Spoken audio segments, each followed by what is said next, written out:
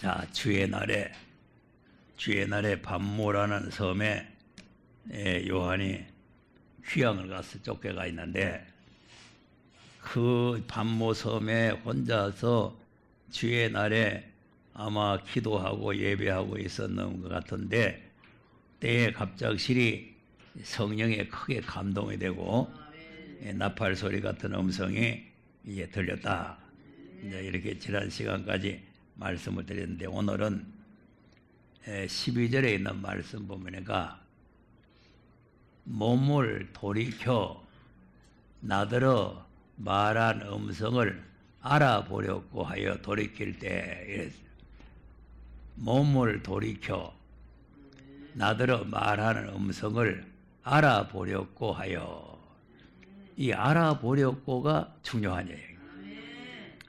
그러니까 이제 무슨 소리가 들리든지 말든지 난 모르겠다 이런 것이 아니고, 뭔 소리가 들렸는데 이게 무슨 소리인가, 그래서 누가 내한테 이 소리를 하는가, 누가 내 뒤에 사람이 있는가, 몸을 돌이켰다는 거죠. 그 몸을 돌이켰다는 것은 방향을 전환시켰다는 거죠. 그러니까 이제 그냥 자기 세상만 보고 가던 그 생활을 이제는 주의 음성을 듣는 방향으로 몸을 돌이켰는데, 그 이제 돌이키는 게 왜 돌이키냐니까 알아보려고라는 게, 알아보려고. 이게 알아보려고가 상당히 오늘 중요한 말씀이다. 그래서 우리가 이제 진리를 알아보려고 하는 사람이 별로 많이 없어요, 마지막 때가 되면은. 그리고 또 계시록을 알아보려고 하는 사람도 별로 많이 없단 말이에요. 근데 이제 하나님께서는 이 알아보려고가 뭐냐, 관심을 가지는 거예요. 뭐 무슨 소리가 나든지 말든지 모르겠다, 뭐 그 소리도 뭐 무슨 소리가 났는지 모르겠다, 이렇게 이제 그것을 무시해 버린 것이 아니고, 그게 무슨 소리가 내 뒤에서 나오는데 이게 무슨 소리인가 이렇게 이제 알아보려는 그 관심을 가지는 것이 상당히 중요하죠. 그래서 이제 마지막 때가 되면은 진리를 찾아서 구하는 사람이 없고, 진리를 알아보려는 사람도 없고, 특별히 더더욱 이 마지막 때 예언의 말씀을 들어보려고 하거나 알아보려고 하는 사람이 없는데, 이 마지막 때에 우리가 사명을 감당할 수 있는 사람이 되려면은 이 말씀을 알아보려는 그런 관심을 우리가 가져야 된다. 그래서 사실 그 말씀이 그러한가, 정말로 그 말씀대로 그렇게 될 것인가, 이렇게 지금 알아보려는 이런 정신, 이런 사상이 상당히 중요하다. 그리고 이제 관심이 없으면은 하나님이 아무리 무슨 일을 크게 벌려놓으려고 해도, 지금 하나님께서도 마지막 때에 새로운 일을 하시려는 거 아닙니까? 자, 이사야 42장 9절 한번 보겠어요. 시작. 보라, 전에 예언한 일이 이미 이루었느니라. 이제 내가 새 일을 고하노라. 그 일이 시작되기 전이라도 너희에게 이르노라. 네. 아멘. 그러니까 이제 하나님께서 이미 예언한 일은 말씀대로 이루어졌고, 아직 안 이루어지고 있는 것이 예언이란 말이죠. 전할 말씀이에요. 그러니까 속히 될 예언인데, 이거를 다른 말로 하면은 새 일이라는 거예요. 새로운 일이다. 지금까지 없었던 일이 새로운 일이잖아요. 그런데 이것이 시작되기 전, 새 일을 하나님 하기 전에 이걸 말씀을 먼저 하겠다는 거 아니에요. 구한다는 거죠. 그런데 이제 이때에 이런 새로운 말씀이 나왔구나, 여기에 대한 이제 관심을 가져야 되는데, 관심이 없으면은 어떤 사람이 되냐면은 소경 규모가 돼버려요. 자, 18절에서 한번 보세요. 20절까지. 시작. 너희 기머거리들아 들으라. 너희 소경들아 밝히 보라. 소경이 누구냐? 내 종이 아니냐? 누가 나의 보내는 나의 사자같이 기머거리겠느냐? 누가 나와 친한 자같이 소경이겠느냐? 누가 여호와의 종같이 소경이겠느냐? 내가 많은 것을 볼지라도 위치 아니하며 귀는 밝을지라도 듣지 아니하는도다. 자, 많은 것을 볼지라도 20절에 유의치 아니한다 하는 것이 관심이 없다 말. 진짜 소경, 진짜 귀머거리가 아니고 귀도 밝고 눈도 밝고 많은 것을 볼 줄 알고 하는 사람인데 하나님이 하시고자 하시는 그 말씀에 관심이 없어요. 하나님께서 새 일을 하시겠다. 그 일이 이루어지기 전에라도 내가 말을 하겠다. 그랬으면은 그게 무슨 말씀인가 하고 좀 관심을 가져야 되는데 관심을 안 가진 거예요. 유의치 아니하니까 귀머거리 속이게 되어버린 거죠. 뭐 말씀해봐야 그 뭐 말씀인지 못 알아듣는 거죠. 자, 그러면 무슨 말씀을 안 듣느냐?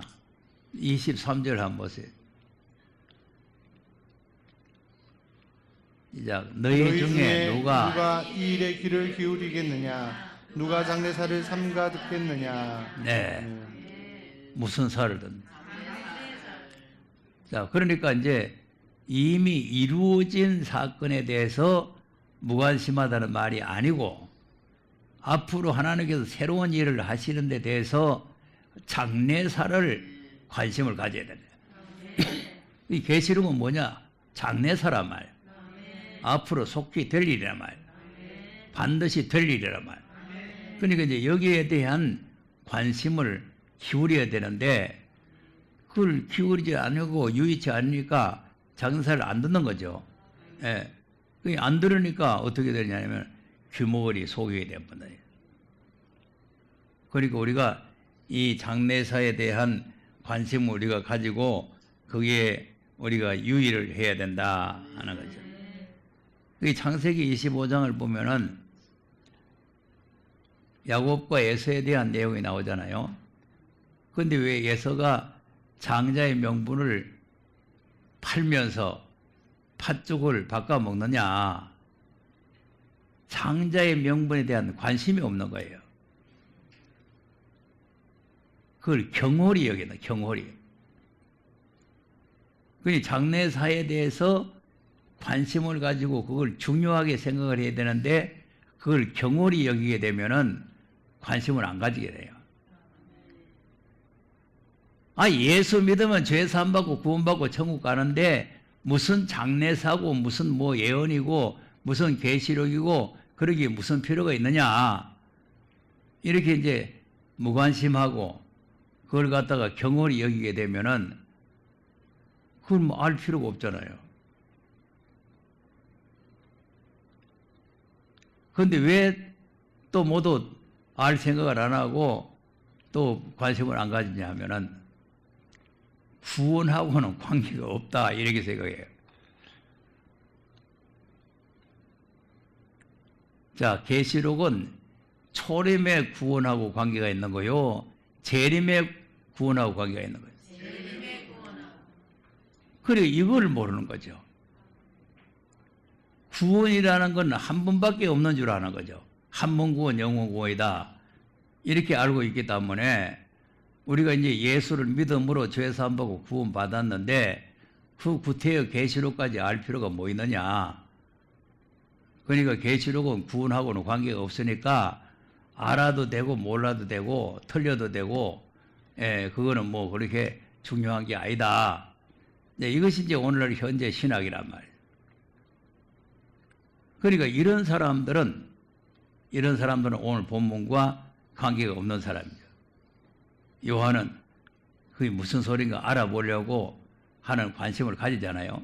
근데 우리가 이제 이게 무슨 소리인가, 이 마지막 때 그럼 왜 하나님께서 이 계시록을 주셨는가, 이제 이런 걸 좀 우리가 알아볼 생각을 가져야 되는데 그걸 알아볼 생각을 안 가지는 거죠. 그러니까 알아볼 생각을 안 가지니까 이제 뭐 앞으로 무슨 일이 어떻게 될런지 뭐가 어떻게 될런지 잘 모르겠단 말이에요. 그러니까 이제 마지막 때는 진리를 구하는 사람보다는 헛것을 구하는 사람이 더 많아요. 자, 그러면 이제 요한은 지금 환경적으로 볼 때에 반모라는 섬, 아무도 없는 외딴 섬에 쫓겨왔으니까 신세가 좀 따분하죠. 신세가 좀 따분하지만 그곳에 가도 영적으로 얻은 소득은 많단 말이죠. 성령의 크게 감동을 받았지, 나팔 소리 같은 소리를 들었지, 또 그 몸을 돌이켜서 그 눈앞에 보이는 분이 바로 누구냐 하면은 재림 예수를 보게 되는 거죠. 재림 예수. 자, 그러면 이제 오늘 본문 12절에 가서 한번 보세요. 계시록 1장 12절. 자, 몸을 돌이켜 나더러 말한 음성을 알아보려고 하여 돌이킬 때에 일곱 금 촛대를 보았는데, 자, 촛대를 보았죠. 그다음 촛대 사이에 인자 같은 이가 발에 끌리는 옷을 입고 가슴에 금띠를 띠고, 예. 자, 촛대가 보였는데 촛대 사이에 인자 같은 이가 발에 끌리는 옷을 입고 가슴에 금띠를 띠고 서 계신다. 이게 재림의 예수님이에요. 자, 그럼 이제 앞에서 이제 인자 같은 이걸 이제 옛날 성경은 사람 같은, 이제 인자 같다는, 인자라는 말이 사람 인자 아니에요. 사람 인자. 사람의 아들. 자, 그러니까 이제 사람의 아들을 봤다는, 사람의 아들이 서 있는 걸 봤다, 이렇게 알고. 그럼 이제 요한은 3년 동안 예수님을 따라다니면서 예수님과 같이 대화도 하고 식사도 하고 예수님의 무릎에 앉기도 하고 예수님의 가슴에 안기기도 하고 예수님과 가장 가까이 지내면서 예수님과 가장 친한 사람 아니에요. 친한 사람인데 그 예수님의 모습이 아니다 이 말이에요. 아니잖아요. 촛대 사이에 계시는데 발에 끌리는 옷을 입고 가슴에 금띠를 띠으니까 평소에 자기가 보던 예수님이 아니란 말이죠. 그러니까 이제 이 예수님의 모습이 무슨 모습이냐면은 재림의 모습이라고 해요. 재림 모습. 그런데 왜 인자 같은 이라고 그러냐면 예수님은 본래 어제도 말씀드렸지만 죽었다가 살아나신 분은 예수님밖에 없다 그랬잖아요. 성부, 성자, 성령이 다 똑같은 하나님이신데 다 같은 하나님이시라도 아버지 하나님이 우리가 이제 계급으로 따지면 아버지가 제일 높으잖아요. 그러니까 아버지가 제일 높으지만은 그 아버지는 영생하시는 분이시고 생존하시는 분이시지 죽으실 분이 아니에요. 그런데 죽으신 분은 예수님밖에 없단 말이에요. 그리고 또 죽었다가 살아나신 분도 예수님밖에 없어요. 그래서 사망과 음부의 열쇠를 가졌다는 게 그 뜻이죠. 사망과 음부의 열쇠를 예수님이 가졌다. 이제 뒤에 가면은 사망과 음부의 열쇠 가진 내용이 나오는데 그 예수님께서는 죽을 수도 있는 분이고 살 수도 있는 분이다.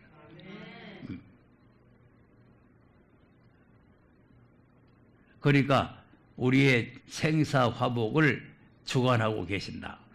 그러니까 우리를 이제 죽일 수도 있고 살릴 수도 있는 분이다. 이제 이런 분이 이제 재림 예수인데 그 재림 예수님은 초림으로 오실 때에 말씀이 육신이 돼서 오셨단 말이에요. 그러니까 말씀이 육신이 돼서 오시기 때문에 인자가 된 거죠. 사람의 아들이 아니고 사람같이 되신 분이란 말이에요. 사람. 자, 빌립보서 2장 6절을 한번 보겠습니다. 시작. 그는 근본 하나님의 본체시나 하나님과 동등됨을 취할 것으로 여기지 아니하시고 오히려 자기를 비워 종의 형체를 가져 사람들과 같이 되었고, 네, 사람과 같이 됐죠. 네, 그다음 사람의 모양으로 하셨음에 자기를 낮추시고 죽기까지 복종하셨으니 곧 십자가에 죽으심이라. 네, 사람의 모양이죠. 그리고 이제 예수님은 우리와 똑같은 이런 사람이 아니고 사람의 모양으로 오신 분이다. 그러니까 이제 이런 물건을 만들어내려면은 이런 틀에다가 주물을 부어야 되잖아요. 그러니까 이제 예수님을 마리아라고 하는 사람의 틀에다가 말씀과 성령이 부어져 가지고 사람의 모양으로 나온 거죠. 그러니까 이제 우리와 같은 사람같이 생겼지만 예수님은 성령과 말씀으로 이루어진 사람이다. 그리고 우리는 부정모혈로 이제 부모님이 우리를 이제 어머니하고 관계를 가지고 우리를 낳았지만은 예수님께서는 그렇게 낳으신 분이 아니고 말씀과 성령이 마리아에게 부은 바가 돼서 마리아의 몸에서 사람의 모양으로 나오신 분이다. 그리고 우리와 같은 사람으로 이렇게 보면은 안 되는 거죠. 그러니까 까딱 잘못하면은 예수님이 뭐 사람의 대표니 뭐 어쩌니 뭐 이런 말을 하는데 이런 거는 아주 잘못 알고 있는 거죠. 예수님이 누구신가를 그 자체를 잘 모르는 거예요. 그러니까 예수님은 우리와 똑같은 이런 혈육을 가지고 있기는 하지만 우리와 같은 사람은 아니다. 또 우리와 같은 죄의 핏줄을 타고 나온 것도 아니다. 그러니까 예수님은 이 말씀이 육신이 돼서 오셨는데, 그러니까 이제 이 요한은 3년 동안 계속해서 그 육신을 가지고 오신 예수님을 봤잖아요. 근데 지금 보니까 모습이 달라져 버렸죠. 발에 끌리는 옷을 입고 금띠를 띠고 했으니까, 자, 그 다음에 한번 보겠습니다. 계시록 1장 보세요. 자, 14절 한번 읽어보세요. 그 머리털은 희가 흰 양털 같고 눈 눈 같으며 같으며 그의 눈은 불꽃 같고 그의 발은 발은 풀무에 단련한 빛난 주석 같고 그의 음성은 많은 물소리와 같으며 예. 네. 완전 초림 예수님 모습 아니죠? 초림 예수님은 우리와 같은 모습이에요. 이렇게 어마어마한 분이 아니에요. 머리털이 흰 영털을 갖고 눈은 불꽃 같고 발은 풀무에 달려난 주석 같고 그의 음성은 많은, 예수님은 초림 때 음성이 크질 않았잖아요. 초림 때 한번 보세요. 이사야 42장 1절에서 한번 보세요. 이장 내가 붙들은 나의 종, 나의 마음에 기뻐하는 나의 택한 사람을 보라. 내가 나의 신을 그에게 주었은즉 그가 이방의 공의를 베풀리라. 그는 외치지 아니하며 목소리를 높이지 아니하며 그 소리로 거리에 들리게 아니하며 상한 갈대를 꺾지 아니하며 꺼져가는 등불을 끄지 아니하고 진리로 공의를 베풀 것이며. 예. 아멘. 저 목소리 안 높이죠. 근데 이제 지금은 들어보니까 막 목소리가 막 큰 물소리 같은 막 목소리가 나오고 굉장히 큰 소리가 나온다 봐요. 그리고 이제 초림의 예수님만 3년 동안 따라다니면서 보다가 이제 이런 예수님을 보니까 분명히 그때 내가 따라다니는 그분이 맞는데 그 이상하다. 그때하고는 완전히 모습이 틀린다. 지금 그렇게 지금 생각을 하는 거죠. 인자 같으니라 하는 그 말, 그 어구 자체가 그런 뜻을 가지고 있다 이 말이죠. 예. 또 초림 예수님 한번 보겠습니다. 53장 1절에서 한번 보겠습니다. 이사야서 53장 1절에서 시작. 우리의 전한 것을 누가 믿었느뇨? 여호와의 팔이 네게 나타났느뇨? 그는 주 앞에서 자라나기를 연한 순 같고 마른 땅에서 나온 줄기 같아서 고운 모양도 없고 풍채도 없은즉 우리의 보기에 흠모할 만한 아름다운 것이 없도다.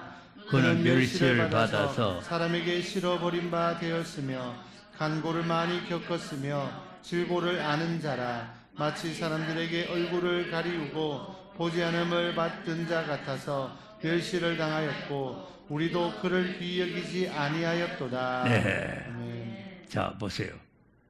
마른 땅에서 나온 연한 순 같죠? 그리고 무슨 뭐 발에 끌리는 옷을 입고 뭐 금띠를 띠고 막 발이 빛난 주석 그런 모습하고는 완전히 다른 모습이에요.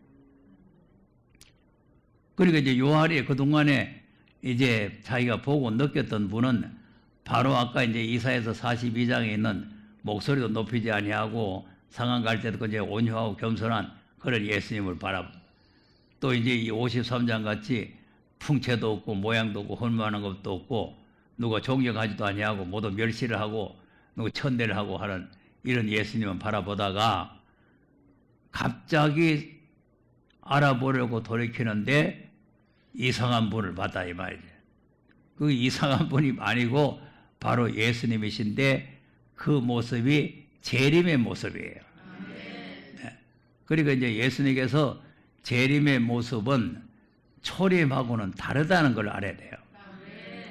왜 내가 이 말을 자꾸 강조하느냐면은 지금 현재 거지 같은 것들 세상에 돌아다니는 재림에서라고 따라다니는 사람 많잖아요. 이만희도 재림에서라고 따라다니고 뭐도 따라다니고 하는데 재림에서는 그런 분이 아니에요. 지금 1장에 나오는 그런 분이에요. 예수님이 잠깐 제자들에게 재림 모습을 보여준 게 있는데 자 마태복음 17장 1절 2절 한번 보세요. 자, 엿새 후에 예수께서 베드로와 야고보와 그 형제 요한을 데리시고 따로 높은 산에 올라가셨더니 저희 앞에서 변형되사 그 얼굴이 해같이 빛나며 옷이 빛과 같이 휘어졌더라. 네. 아멘. 잠깐 변형됐죠? 그러니까 이제 제자들과 같이 변화산에 올라가셨는데 2절에 보면은 그 제자들 앞에서 아무도 없는 데서 된 게 아니고 제자들 앞에서 갑자기 변형이 되셨는데 그 얼굴이 해같이 빛나고 옷이 빛같이 휘어졌더라. 이게 이제 재림의 모습이에요. 재림의 모습은 얼굴이 해가 힘있게 비치는 것 같이 우리가 태양을 볼 수가 없잖아요. 이제 보기는 보지만은 눈이 부시잖아요. 그러니까 그 태양보다도 더 힘있는, 더 밝은 빛을 예수님 얼굴에 가지고 계신다. 재림의 예수님은 우리가 뭐 눈을 뜨고 함부로 이리 볼 수도 없는. 왜 그러냐 하니까 모세가 하나님을 만나러 시내산에 올라갔잖아요. 40일 동안 하나님과 같이 이제 계명을 받고 이제 금식을 하고 이렇게 하나님의 빛을 받아서 내려오는데 모세는 하나님이 아니에요. 하나님의 빛이 모세 얼굴에 비춰진 거죠. 그런데 그 얼굴마저도 사람들이 볼 수가 없어가지고 그 얼굴에다가 수고를 가려우잖아요. 그런데 예수님은 이제 진짜 얼굴이 해같이 변해야 되는 거죠. 그러니까 보통 이렇게 해같이 변형이 되는 게 아니고 해보다 더 힘있게 비친다고 말이에요. 자, 계시록 1장 다시 가서 보세요. 14절에서 쭉 한번 보세요. 자, 그 머리와 털의 길이가 흰 양털 같고 눈 같으며 그의 눈은 불꽃 같고 그의 발은 풀무에 단련한 빛난 주석 같고 그의 음성은 많은 불소리와 같으며 그 오른손에 7 별이 있고 그 입에서 좌우에 날성금이 나오고 그 얼굴은 해가 힘있게 비치는 것 같더라. 자, 아멘. 그 얼굴은 해가 힘있게 비친다 그랬죠? 예, 그러니까 그냥 보통 해가 이제 뭐 구름에 끼어 있는 그런 해도 아니고 또 그냥 보통 해가 아니고 아주 강한 빛을 발하는 그런 얼굴을 가지고 계신다. 그러니까 이제 우리가 이 태양빛을 보는 정도의 그런 빛이 아니고 그보다 더 강한 빛을 가지고 있는 거예요. 이런 분 봤어요? 못 봤죠? 그리고 재림 예수님 아직 세상에 안 오신 거예요. 만약에 이런 분이 세상에 돌아다니면은 재림 예수님이 오셨구나 이렇게 알면 되는데 지금 이런 분은 세상에 돌아다닌 일이 없어. 그런데 왜 거짓 선지자들을 재림 예수라고 믿고 따라다니냐 하니까. 그 착각이 뭐가 착각이냐면은 초림 예수님과 같은 수준으로 보는 거예요. 재림 예수님도 봉치도 없고 모양도 없고 목소리도 높이지 아니하고 뭐 별 볼일 없는 분으로 이렇게 착각을 하기 때문에 별 볼일 없는 거지 같은 것들을 재림 예수라고 따라다니는 거죠. 해보다 더 밝은 빛을 비추는 분이시다. 그러니까 이제 이 오늘 요한이 복을 받은 것은 뭐냐? 알아보려고 뒤로 돌이켰는데 바로 재림 예수님을 만나게 됐다는 거죠. 그리고 우리가 이렇게 말씀에 관심을 가지게 되면은 재림의 예수님을 만날 수 있는 그런 복이 올 줄로 믿으시기를 바랍니다.